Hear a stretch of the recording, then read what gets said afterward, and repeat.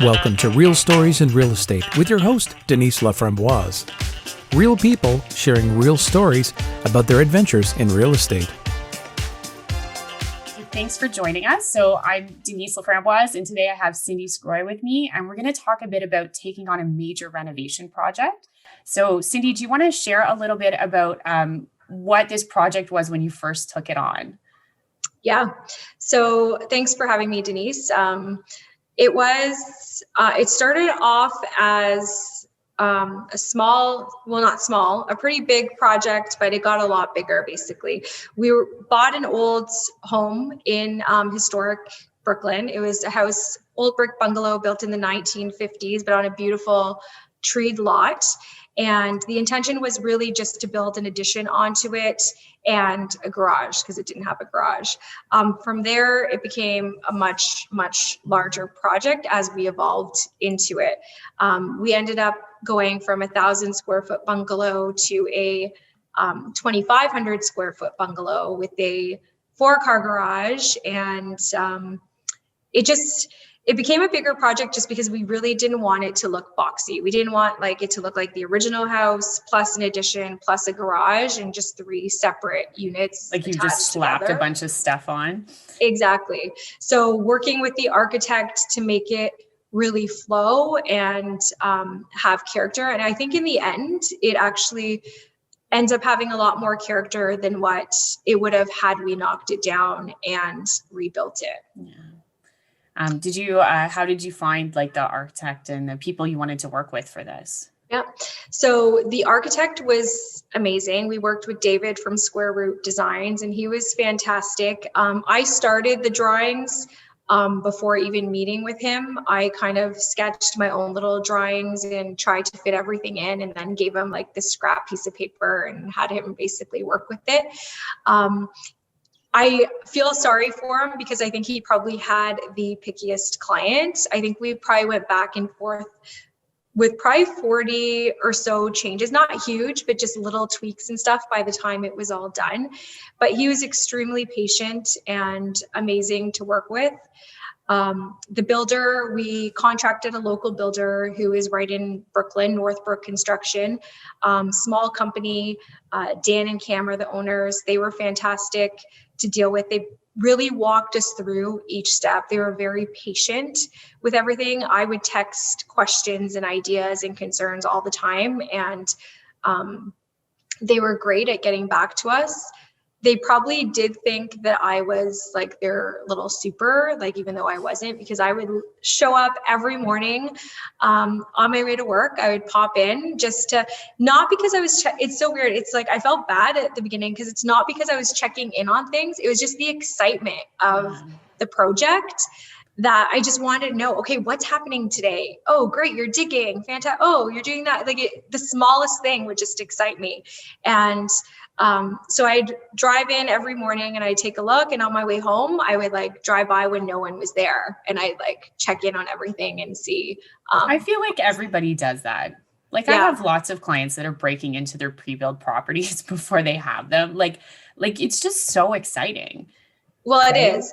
Well, and I mean, the builder did say that that's actually good to do. I'm not saying it's good to break into where you shouldn't break into, but it was my home. I did own it, so I was allowed to get into it whenever I wanted. But it is good because sometimes little things that you don't realize maybe are on the plans, and then when you actually see it come together, you're like, oh, I didn't realize that wall was there. So it's actually nice to go through it on a daily because you can fix things early on as opposed to when it's a bigger deal later. Yeah. And it feels different, right? You're looking at a piece of paper. It's different than standing somewhere and being like, oh, that's exactly. that close. Oh, yeah. A huge thing was we have a big vaulted ceiling in our great room. And on our drawing, the vault was kind of in a really weird spot where it started. And so once we were in the space, we're like, this is really strange. It doesn't make sense. So luckily at that point, we're still working, it's just trusses that are up. So we were able to open it up some more, add some more of the cathedral trusses, and make it exactly what we wanted, as opposed to later on getting stuck with something that we weren't happy with. And so in terms of your scope of work, so completely changed. Did you have some things you wanted to share about that in terms of like, was there positive things or negative things about how you changed that? I would say there really weren't a lot of negative things in regards to the build. What I would say what was the most negative, if I had to pick something, was the working with the town. They were great on a lot of aspects, but there's just unforecasted delays that you're kind of not expecting. So I'm the type of person that I'm very optimistic, and I'm always like, oh, this is my timeline and that's the timeline that it's going to be. And so, I'm very like, why wouldn't that be the timeline? Whereas when it's not in your hands, unfortunately, it doesn't work that way. So we did have to apply for minor variances for our property for lot coverage and for the covered porch. So that was a delay in itself, because you have to wait for the meeting day, and then you have to go to the meeting and make sure that it's approved. And only from there can you finally apply for your permits. Then the permit is a whole other situation, because you are supposed to get your permits. You are supposed to, from the time of application, it should take about 10 business days, but it's 10 business days for them to get back to you. If there's changes, then there's no longer a timeline. They can take as long as they want. Another 10 business days and another 10 business days. Exactly. So what we thought was going to start in December, prior to everything, the ground freezing and everything, we finally got the permits at the end of February. Yeah. And at that point, we were dealing with half loads. We didn't want to deal with half loads because it was going to cost us double to start the construction. So we just basically pushed it off to May. So as far as negatives, I would say those were the negatives. Just dealing with constantly having to switch timelines. And it's not just switching them for yourself. You're now moving your contractor, and you're moving subcontractors, and you're moving all sorts of people. So changing timelines to be not in a pandemic to in a pandemic, right? Yeah. Building throughout the pandemic was definitely an experience, I guess. A lot of delays with material, with anything that you ordered that's not local would just take months and months to get here. So I think our garage door, which should have taken probably a couple weeks, I think took 3 months just to get a garage door. So we dealt with things like that. I mean, we dealt with it as best we can. And I mean, everyone was dealing with it. So, but I would say those were the negatives that we had to deal with. Overall, the process was pretty good. And so I mean, it sounds like too, one of the keys I would suggest is working with the right people. Absolutely. Like if you have a responsive builder and architect who knows what they're doing and is really there to help guide you, that's great. Sometimes we hear horror stories about the opposite situation. So it's really good when you have great people. Yeah. We got really lucky. I shopped around a little bit, but really not a ton, to be honest. Like, I am the type of person that I tend to go with my gut a lot. And when I made the connections, they just seemed to be the right fit. And we were lucky because they were the right fit, and they are people that I would definitely refer and work with in the future as well.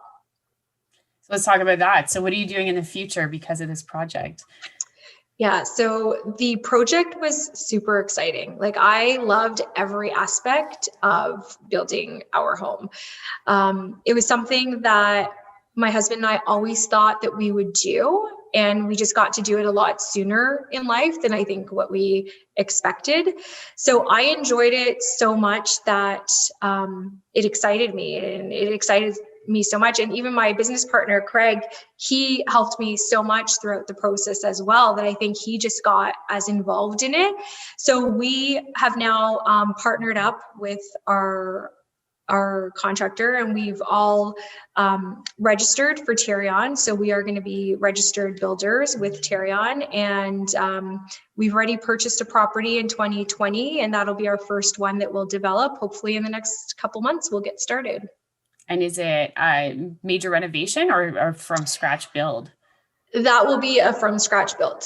So, and that was one of the reasons we wanted to be registered with Tarion is, well, one, you have the warranties for buyers to feel a lot better. Like this build isn't Tarion registered, but it was for myself. Like I didn't feel the need to have somebody that was under Tarion. But now with the new one, the buyers will just feel a lot better having the warranty, and to do a build of that significance, then I feel like that's probably required.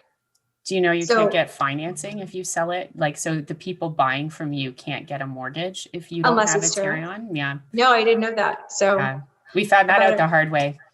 My poor client bought like a house that it was supposed to be, somebody was building for the client, exactly like what you guys did. So they don't need a Tarion warranty for that. And then they changed their mind and sold it as a builder. Well, then you have to have it for financing. So 2 days before closing, the lawyer says, so just send us a copy of your Tarion and we're good. And they're like, what Tarion? Oh my gosh. Well, that's really, I did not know that. And that's good to know. And I'm definitely glad that we went that we went in that route. So just another reason why you're doing things right. That's good. Yeah. So it'll be a total, like we're demoing that whole house. We'll be coming down. It'll be a new foundation and everything. And in old part of Whitby. So nice. And so are you finding the process is very similar for that one, or is it totally different? So we are still it is different because you have to apply. We haven't applied for the permits yet because with the permits, you have to apply under the with your corporation, your Tarion number and everything. So we're basically just waiting for that registration. As far as the process in regards to the design, it was a little bit different because with our house, I don't plan on selling this house. I don't sound like a realtor at all when I say that because people move all the time, I know. But we did really build like our dream house. Like we just love it. So I don't plan on selling this anytime soon. So I didn't really care about what other people would think, like when they bought it. Like I really was building it for me and my family and for what our needs were. With the new one that we'll be starting, that I'm definitely taking in consideration what the general public will like.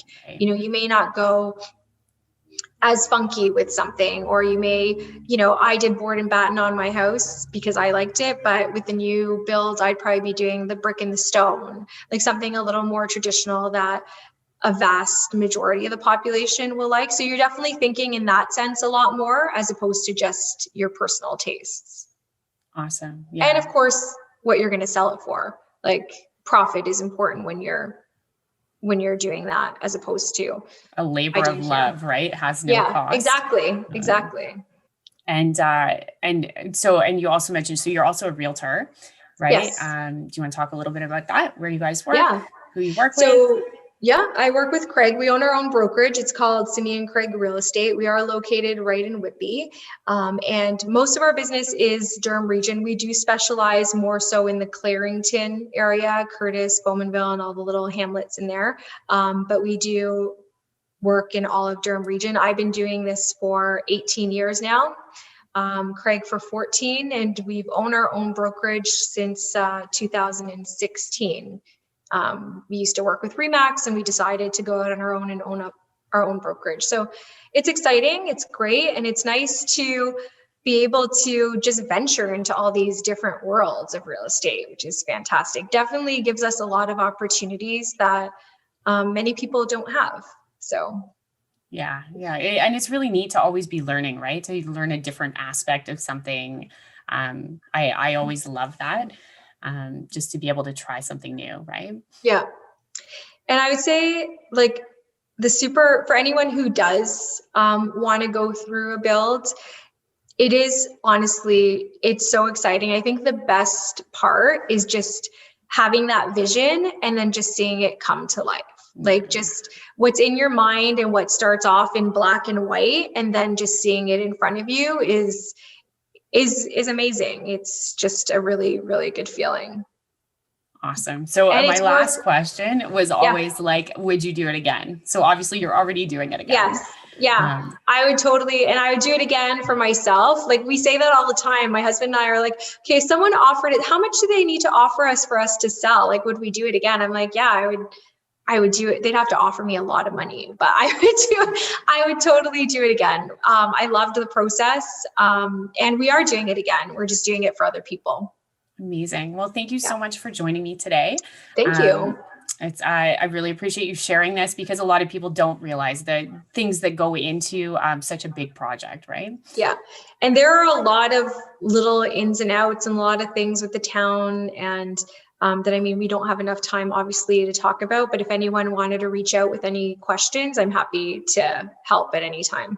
Amazing. So if people have questions about this process or real estate in general, how can they find you? They can call us directly, 905-436-9601, or our website is cindyandcraig.ca.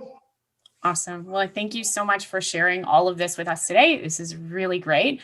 It makes me want to go buy and build my own home. My husband will never let me, but it's nice to dream. Well, I know somebody that can help, so. Amazing, right? He's a military brat, so he moved so much that it's like pulling teeth to get him to move. I had a very hard time with my husband to move. We were in our last house for 14 years, and he just gets happy in his space, right? So it took a long time, but amazing. We're here. Awesome. So thanks for joining me. I'm Denise Laframboise. You can check out more episodes of this podcast or my app or anything else that you want to know about mortgages on my website, www.deniselaframboise.ca.